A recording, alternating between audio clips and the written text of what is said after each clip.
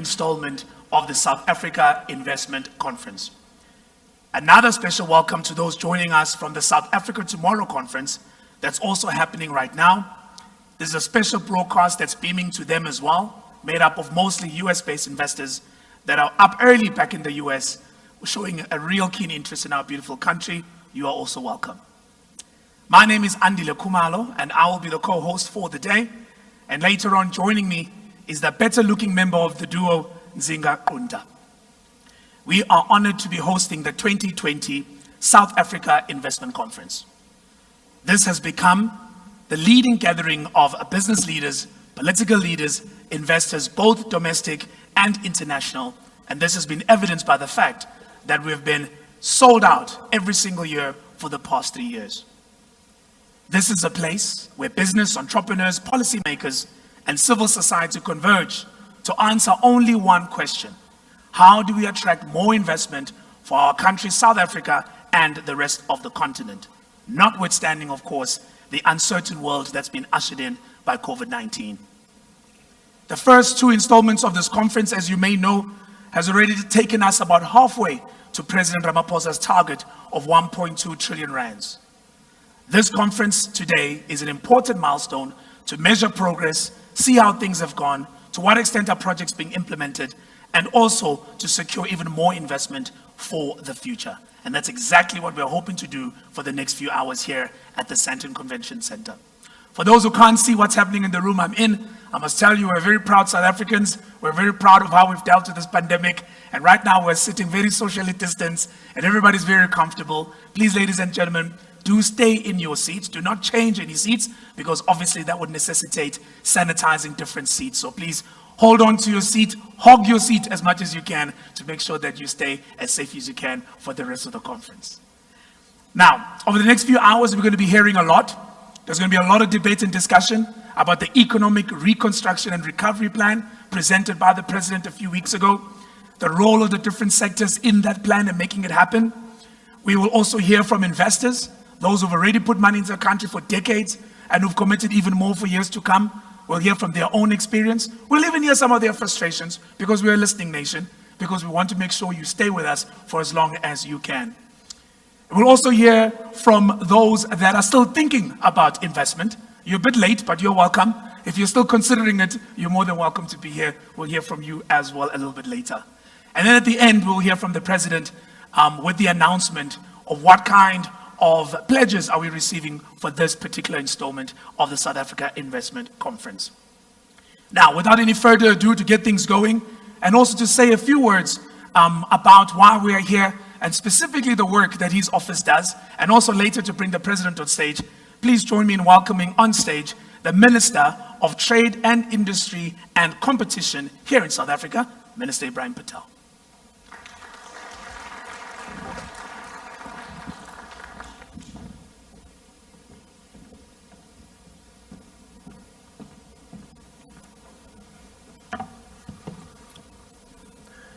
Thank you very much, Andile. On behalf of the South African government, I wish to very warmly welcome every delegate who is here today, either physically or virtually, and to thank you for joining us on this beautiful spring day at today's third Presidential Investment Conference.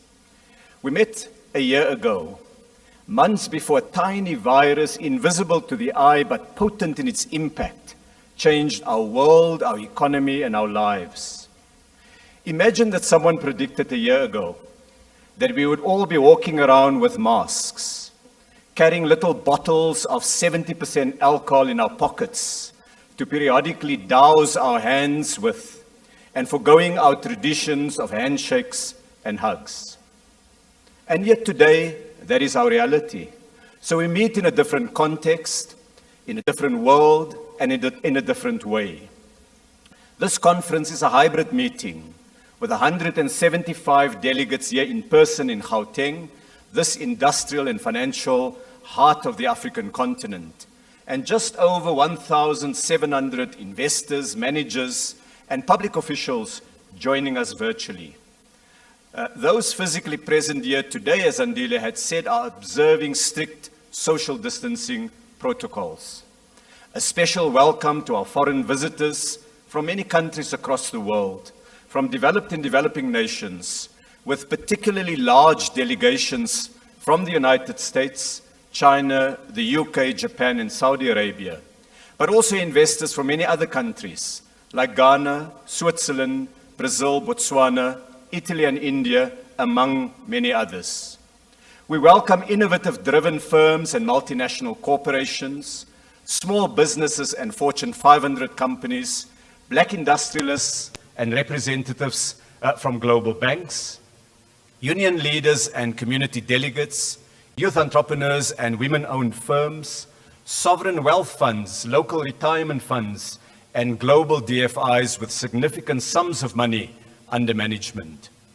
We want some of that money to be invested here to build new factories, to expand mines, to develop more agricultural land, to obtain machinery, and to employ young South Africans. I also want to welcome members of cabinet, premiers, parliamentarians, mayors, economic regulators, and government officials. 2 years ago, President Ramaphosa convened the inaugural investment conference. Yesterday, we hosted an online set of warm-up meetings where members of cabinet and panels of experts and investors were able to engage on specific areas: energy, mining, infrastructure, tourism, small business development, impact investing, agriculture, the digital economy, manufacturing, localization, and opportunities across the African continent. Each of these sectors, ladies and gentlemen, are key areas of the productive economy, our sources of job creation, of growth, of opportunities for investment.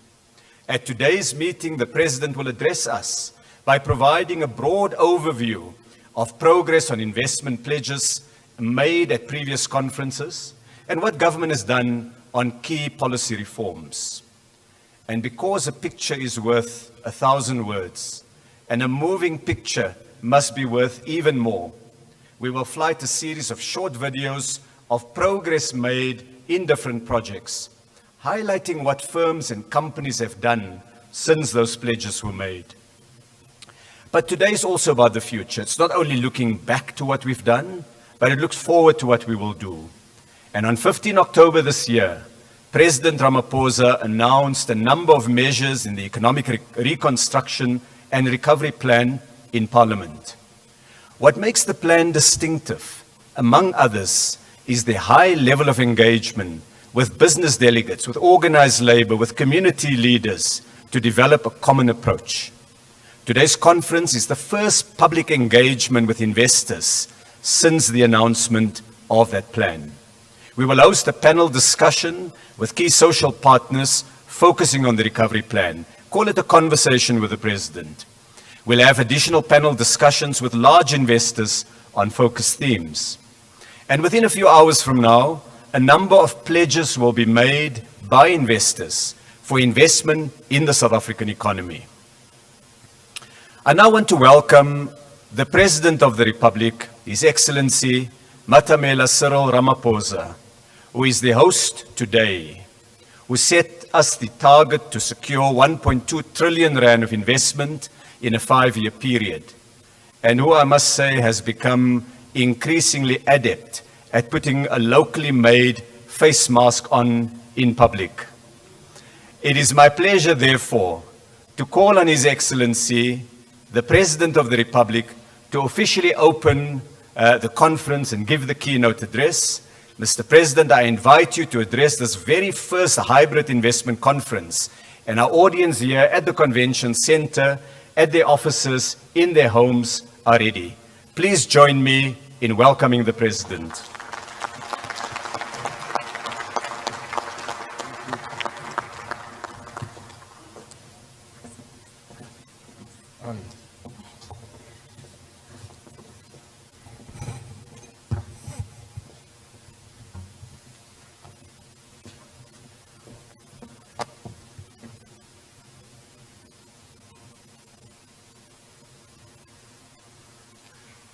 Thank you, Minister Patel, Program Director, Labour, community and business leaders who are here, Your Excellencies, ambassadors, and high commissioners, premiers of our various provinces who are here, mayors of our various cities and towns, ministers and deputy ministers, and ladies and gentlemen. It was Minister Patel who, after laughing at me in trying to wear a mask in one of the addresses to the nation, who put me down and taught me how to wear my mask. Today I've become an expert, and I'm quite happy to give free lessons on wearing a mask. Thank you very much, Minister Patel, for having taught me so well. It is indeed a great pleasure to see so many of you here, although in much limited numbers, attending our third South Africa Investment Conference. I would like to extend a particular word of welcome to those who are outside the shores of our country, who are attending this conference, but more importantly, the South Africa Tomorrow Conference in the United States. But we also want to welcome those who are attending this conference and following its proceedings from other parts of the world, in Europe, on our own continent, in Asia, and a number of other places. I'd like to extend a word of welcome to all of you for being part of this conference. It is quite a historic conference because it is being held under very different conditions from the conditions that prevailed when we first held our two conferences. Over the past 2 years, this conference has earned its place right at the center of our economic agenda, if you like, our political economy agenda. It is an expression of our commitment to achieve economic growth through being able to have solidified strong partnerships with our key role players, being labor, communities, as well as business, to have succeeded to not only hold this conference in the way that we are, with their active participation, but also to have crafted a recovery plan working with them. We meet this year at a time of great uncertainty and upheaval across the world.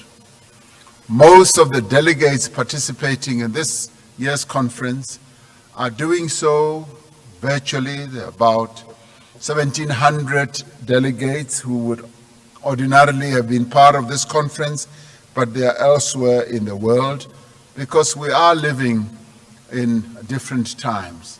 And it is a reminder of the extraordinary difficult situation that we are in, not only as a nation, but as the peoples of the world. Since the start of the coronavirus pandemic, we have understood that the best way to protect the economy and possibly the economies of various other countries is to bring this pandemic under control. As we confront this crisis and as we look to the future, I am reminded of why the protea, South Africa's national flower, is as beautiful and as robust as it is. The protea has survived for millions of years, as many of us will know. Like most of the fynbos, which is native to this country, it settled into a symbiotic relationship with the elements such as wildfires, wind, and many others, so that it can continue existing and surviving. The protea has a thick underground stem, which allows it to endure significant heat and the effects of various elements.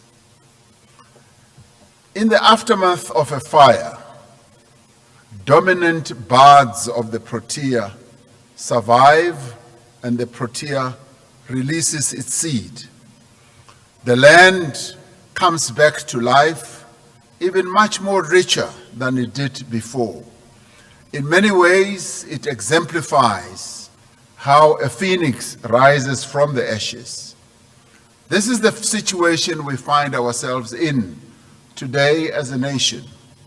The coronavirus pandemic has severely damaged our economy, causing great economic contraction in decades and driving the unemployment rate to its highest level ever in the history of our country.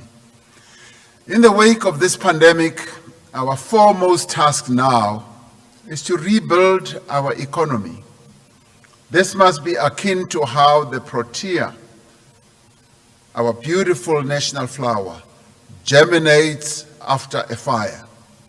Our strategic approach must be to restore our economy to what it was, but we need to do much more to make it even more vibrant, more resilient, and much more inclusive.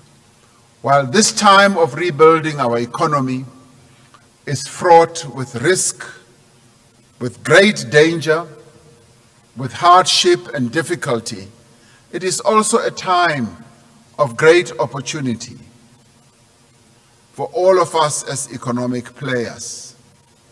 We have embarked on a mission of economic reconstruction as well as recovery, building on the successes of attracting investment we have achieved over the past 2 years.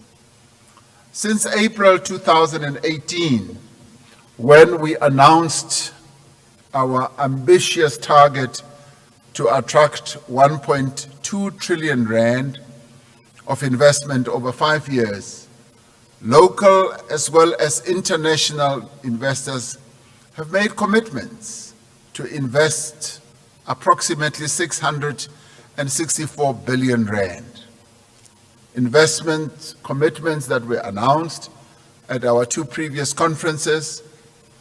At this year's conference, we want to consolidate the commitments that have been made to date to ensure that they are realized, to make sure that these were not just statements and announcements that were pronounced by corporate leaders.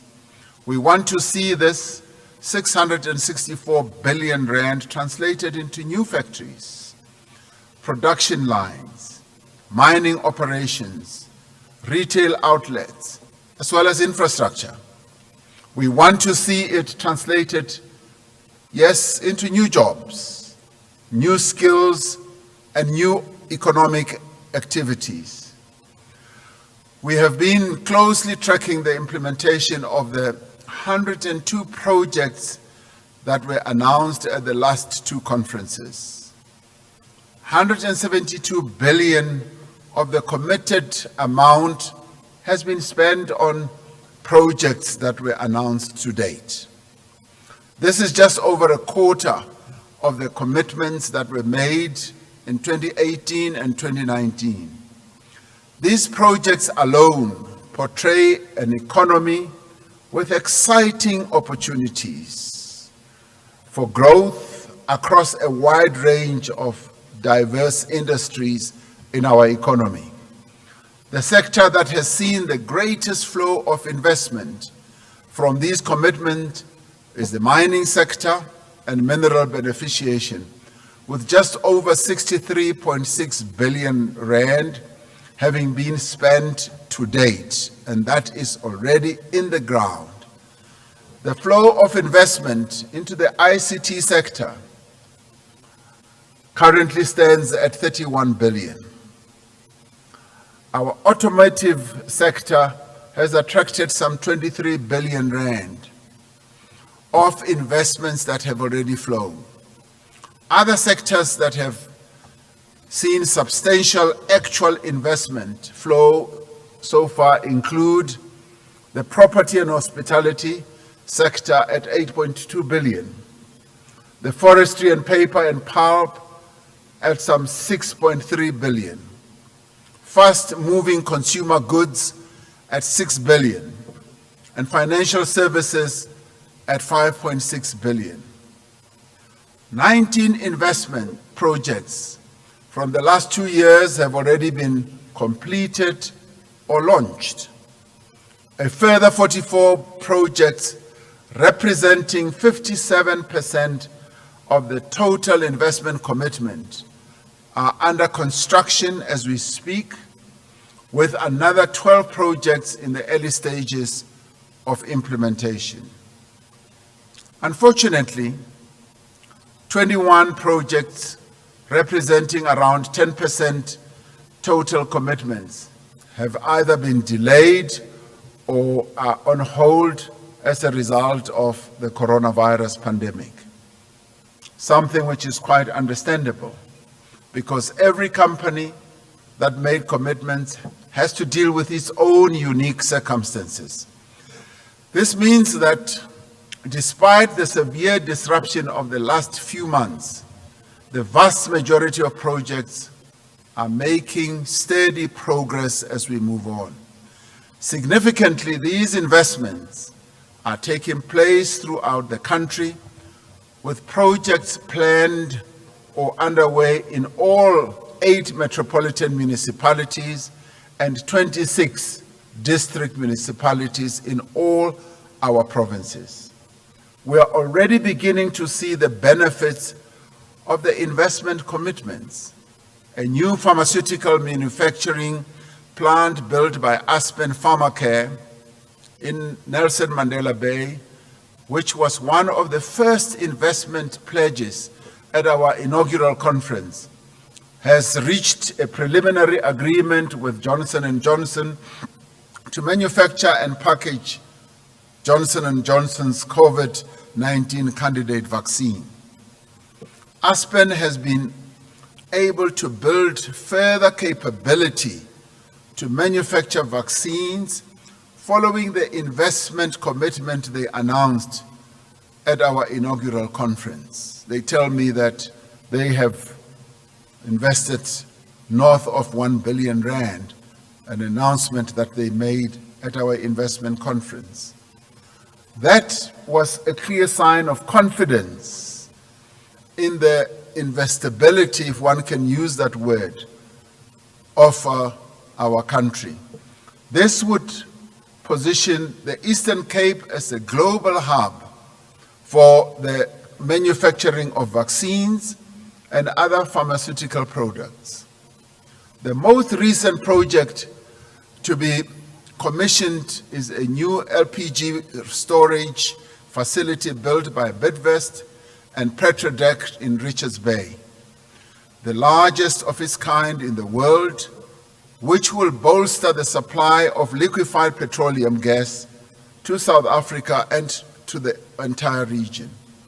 Earlier this year, Amazon Web Services launched 3 new data centers in Cape Town, and Terraco is expanding on its commitment at last year's conference to build the largest data center in Africa.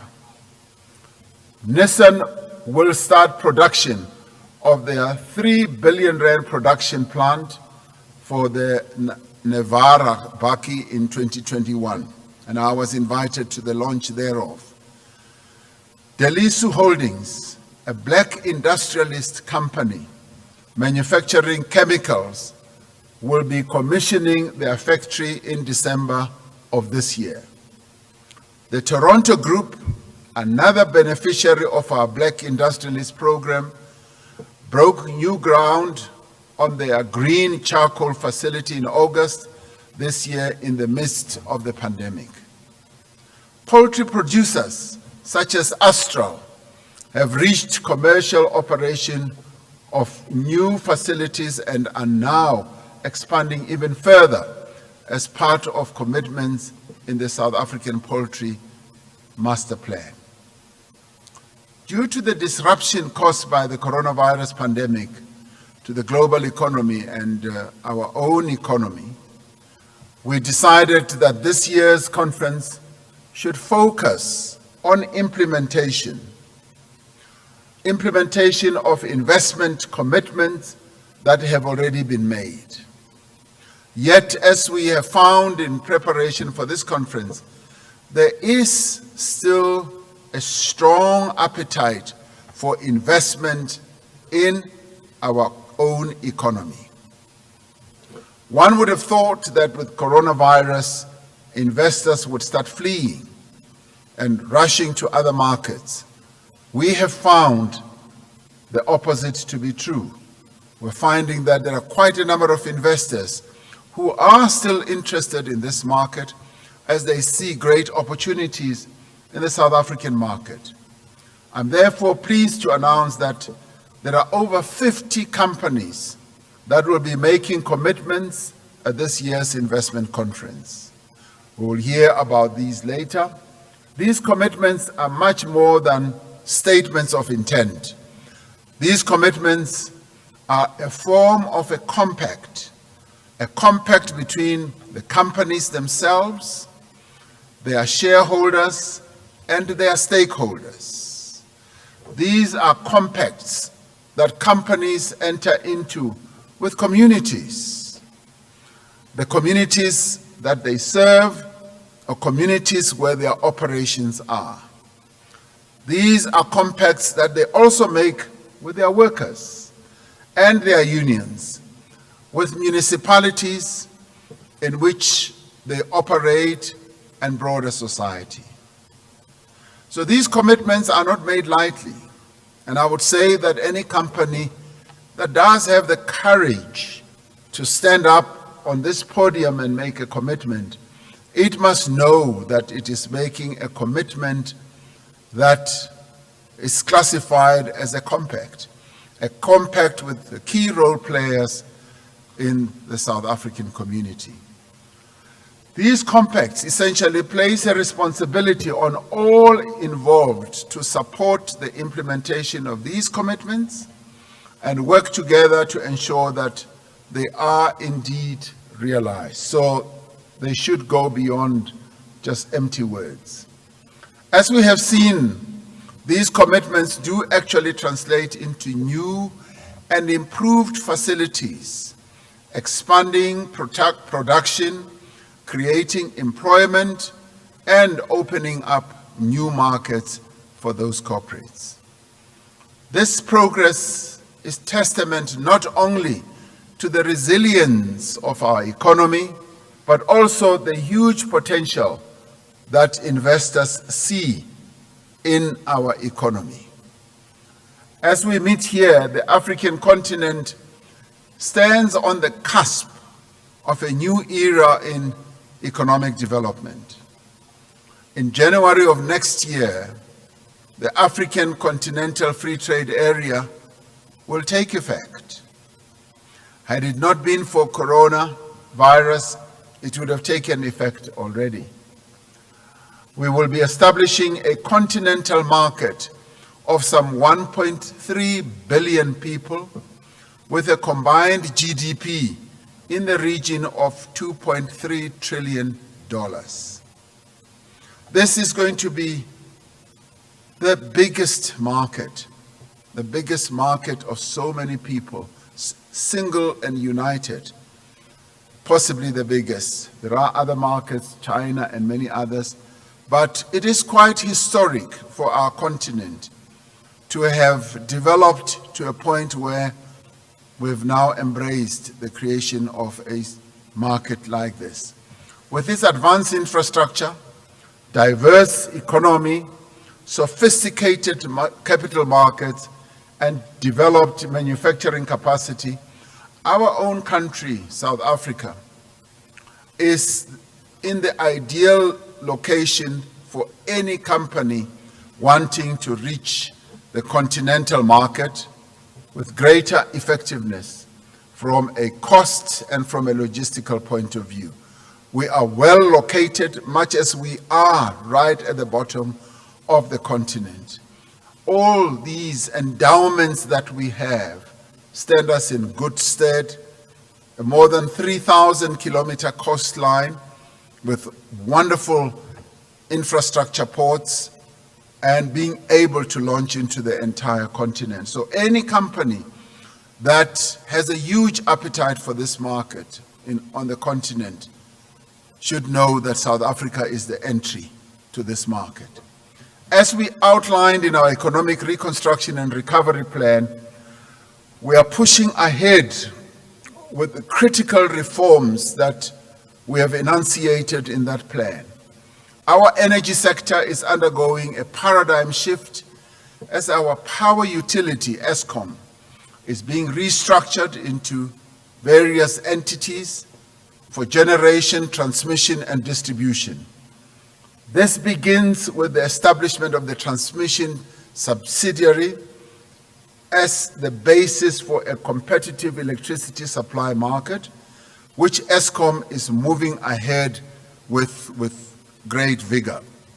This will improve efficiency and transparency and lay the basis for greater competition and lower energy costs. We are also rapidly expanding our generation capacity, which will see a substantial increase in the contribution of renewable energy sources, battery storage, and gas technology. Requests for proposals will be issued in December 2020 to enable the opening of various bid windows, including bid window 5 of our renewable energy program. We have recently taken steps to enable greater self-generation and allow local municipalities to generate their own power. We will complete the allocation of high-demand spectrum by March of 2021 to enable new investment in our telecommunications infrastructure and open the way for the digital economy to truly take effect in our country.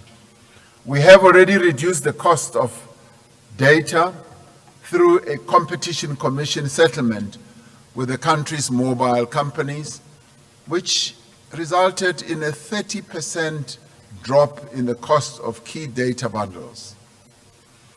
At last year's investment conference, we witnessed the signing of master plans for the poultry sector and the clothing, textile, and footwear sector. These plans, together with the automotive sector plan, have resulted in real progress and reignited the growth prospects of these sectors. And the planning thereof was arrived at by active participation or through active participation of all the key players in those sectors. On Monday this week, Minister Ibrahim Patel and Minister Toko Didiza signed the Sugar Master Plan with industry stakeholders. Now, the plan was developed in partnership with sugarcane growers, and some of whom are small growers out there in the rural parts of our country. They participated through their various organizations and formations in helping to craft this plan. It also had and enjoyed the participation of the millers, the food producers, beverage bottlers, as well as organized labor. It provides a framework for a competitive industry that is still Africa's largest sugar producer.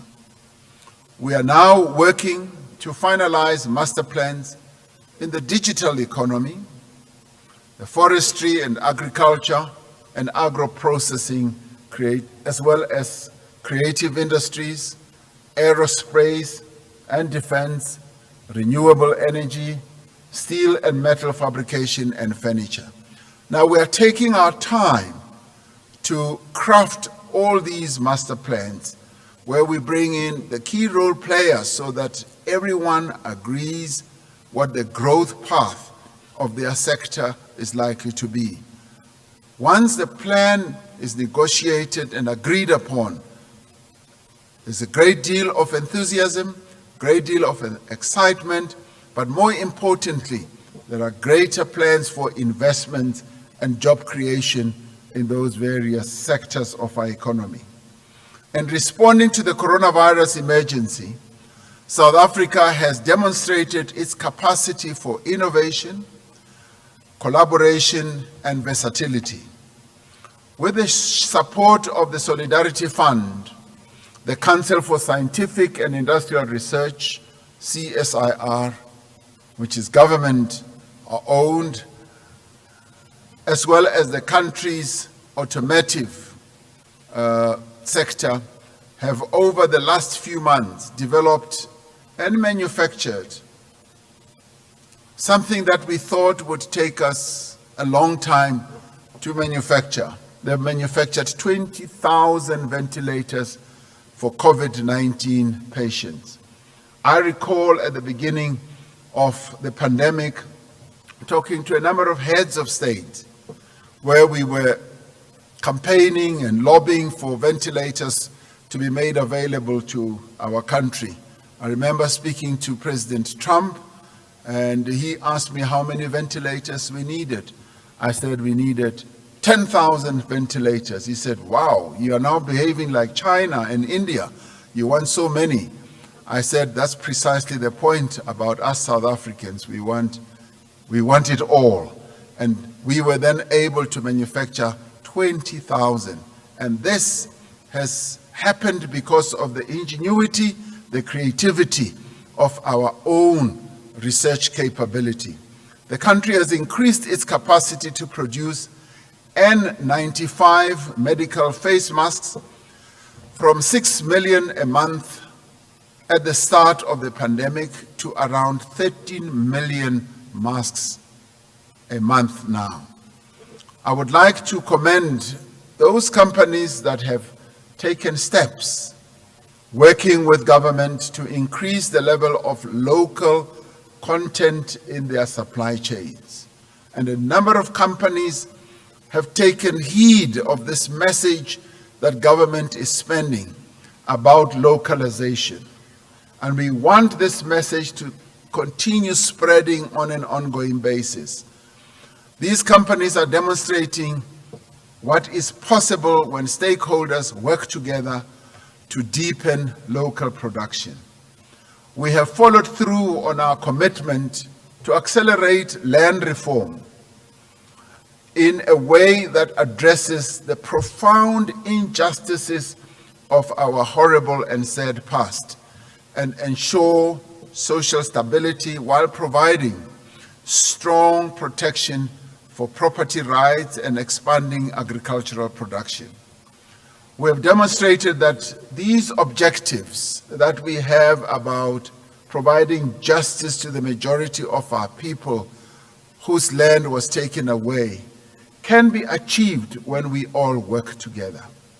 We have introduced an expropriation bill in the National Assembly to provide greater certainty on this issue. And we have also released 700,000 hectares of vacant and underutilized state-owned land to support our land reform efforts. We have taken a firm stand against corruption and state capture. We continue to strengthen as well as capacitate our law enforcement agencies, and we are working to restore the integrity, the efficacy, and the credibility of our law enforcement agencies that were so badly captured in the past. We have installed capable and experienced managers at our state-owned enterprises and continue to do so on an ongoing basis. And despite many challenges and problems, we have begun the work of turning the majority of the state-owned enterprises around. Through our economic recovery and reconstruction plan, we are pursuing a few high-impact priorities and focusing relentlessly on the issue of implementation. In our book now, what is clearly written is implementation, implementation, and implementation. The priorities that we are focused on now include a massive infrastructure build program that is going to spread throughout the length and the breadth of our country in all the provinces, an employment stimulus plan to create and support jobs for many of our people, and immediate steps to achieve energy security, which I spoke about earlier, and measures to deepen local industrialization and localization, as well as African integration. The private sector is vital to the achievement of all these priorities and shifting economic trajectory of our country. It cannot be done without the participation of the private sector. It can also not be done without the participation of labor. And it also cannot be done without the participation of our communities. We need to look this as an all-encompassing effort that we have put together to take our country forward. This is particularly true of our infrastructure program, which relies on the private sector investment in new infrastructure projects to create efficient, world-class network infrastructure and boost aggregate demand. Through the infrastructure fund, public funds will be used to leverage private investment at a much larger scale.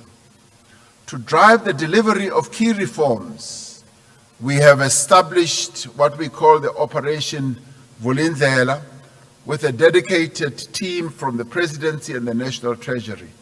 And this is the team that is going to drive the implementation of the various projects as well as the reforms that we have announced.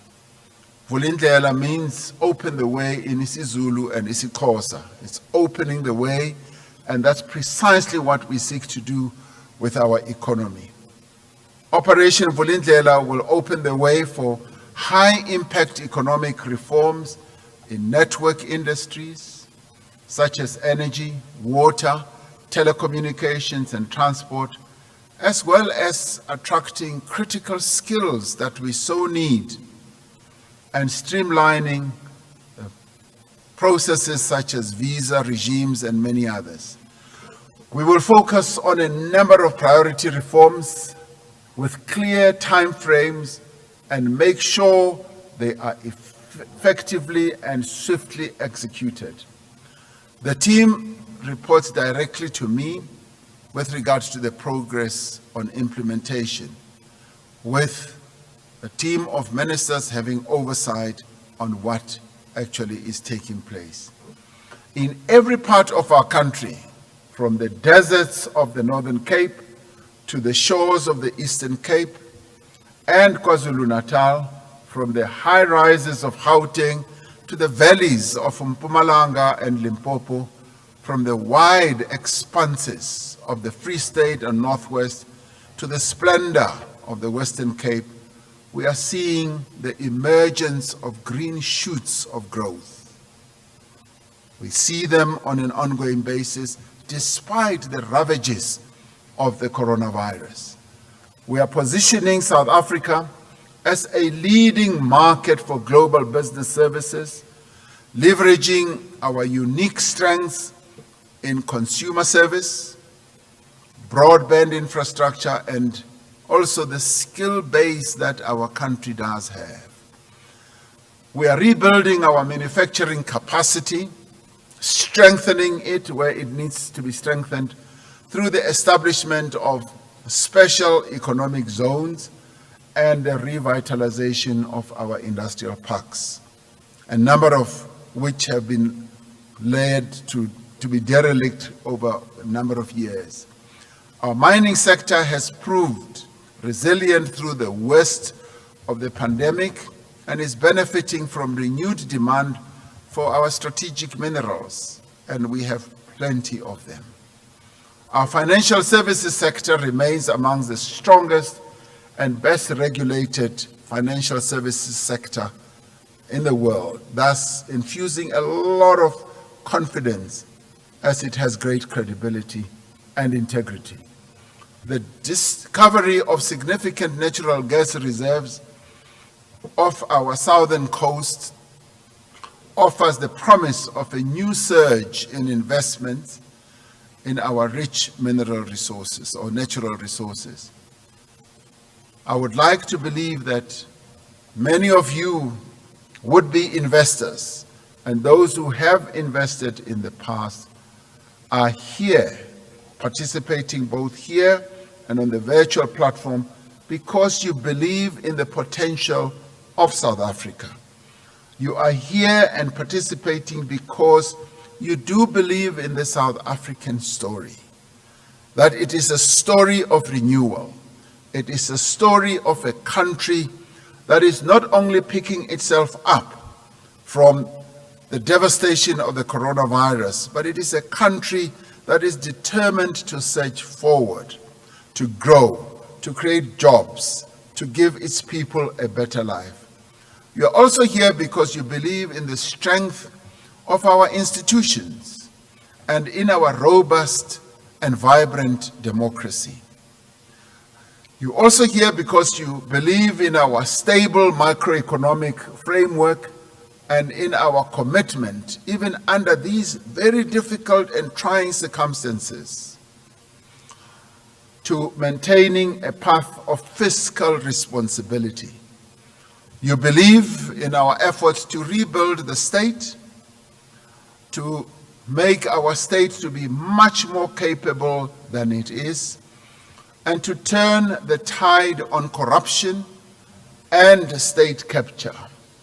The signs of turning this tide are already there. They are visible and they are there for everyone to see.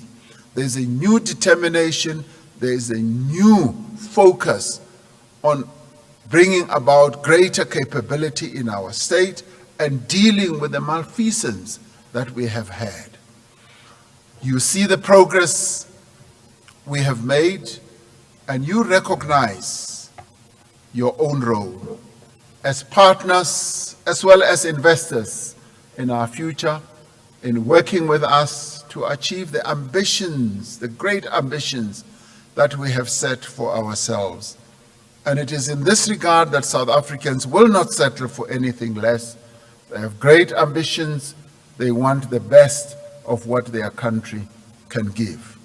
And time again, South Africa has proven its ability to overcome great challenges and emerge stronger and stronger. We are at that point right now. Let the protea that adorns our national coat of arms, we have flourished even like the protea that adorns our national coat of arms. We have flourished even in the harshest of environments. Even with the fire that we've been exposed to, we can and we will prevail. We've come a long way, and we still have a long way to go. Now is the time to grow anew, but this time we'd like to work with the private sector, with labor, with our communities, and this is now the time for those who would like to benefit from the opportunities and the growth that the South African economy has to give. This is the time to invest. I therefore invite you to participate in this conference, but make sure that you have your checkbooks with you because we want your investments to stay here in South Africa. Thank you very much.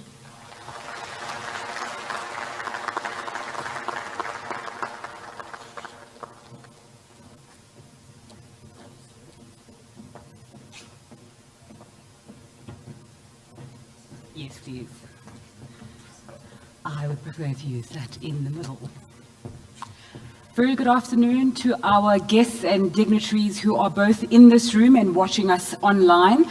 My name is Nzinga Qunda. I'm a business news anchor, and I'm very pleased to be the co-MC of this event, as well as the moderator of the next discussion we're going to be having on the Economic Reconstruction and Recovery Plan with President Cyril Ramaphosa and some of the partners that he's just spoken about. If I could please ask them to make their way on stage. Zingi Swalosi from COSATU, representing the Labour Voice. Martin Kingston from Business Unity South Africa, representing the Business Voice. Dr. Renosi Mokate, my apologies, representing government as well. And then our last partner, Tulani Chefuta, who's going to be representing the Community Voice as well. If I can ask you to give them a round of applause as they make their way to stage. Mr. President, thank you very much for the opening address. And thank you again for convening the third South Africa Investment Conference.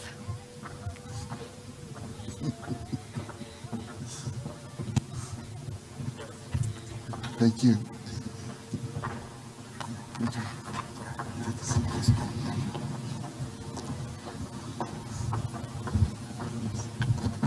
South Africa is where we started more than a century ago. Today,